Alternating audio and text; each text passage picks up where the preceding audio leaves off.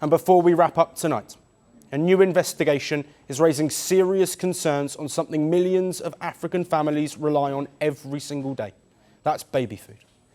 Nestlé, one of the world's biggest food companies, is being accused of adding sugar to most of its baby cereals sold across Africa, while selling the same products without sugar in Europe. Researchers working with the Swiss group Public Eye say they bought 100 packs of Cerelac for more than 20 countries. All were meant for babies as young as 6 months old. The samples were then sent to Swiss laboratories, and more than 90% contain added sugar.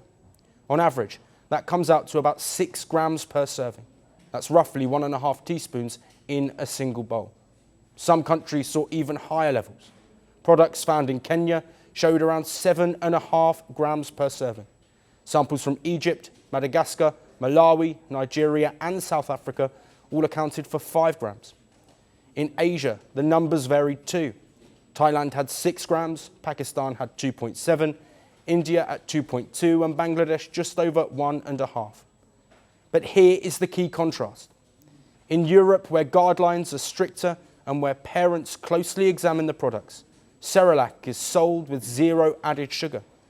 No added sugar in Cerelac sold in Switzerland, none in Germany and in the UK either. The ingredients change as the markets change, and that has triggered accusations of double standards. Researchers who conducted this investigation accused Nestlé of putting profits before health. Their argument is simple. Introducing sugar so early makes children develop a lifelong preference for sweet food. And with childhood obesity rising fast in both Africa and Asia, they say the company is contributing to an already dangerous trend. Another striking feature from the report is that most of the sugar-free Cerelac products found on the continent were imported from Europe. That means Nestlé already has sugar-free recipes, but chooses to use them everywhere.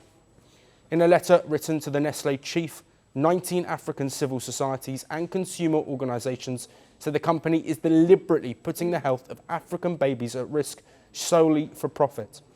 They say if added sugar is not suitable for European children, it certainly isn't suitable for children in Africa and beyond. They are calling upon Nestlé to end this practice, not tomorrow, not next year, but now. Nestlé rejects these claims. The company calls the investigation misleading, while also claiming to follow national rules in every country. They argue that a slightly sweet taste helps infants accept solid foods, especially in regions battling malnutrition. They insist they are following protocols and are not compromising on safety. But the World Health Organization's guidance is clear. No added sugar for children under 3, including artificial sweeteners. Early exposure increases the risk of obesity and chronic diseases in later life. But campaigners say that explanation doesn't hold. They want the company to remove all added sugar from baby food in lower income countries. And they want regulators in Africa and Asia to step in. So at the heart of the debate is one simple question. Should babies in Africa and Asia be eating sweeter food than babies in Europe? The answer to that is a clear no.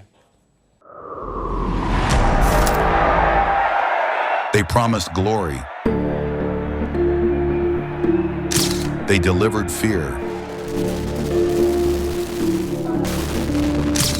They shaped nations. They scarred generations. From brutal purges to propaganda machines, from stolen power to violent falls from the throne.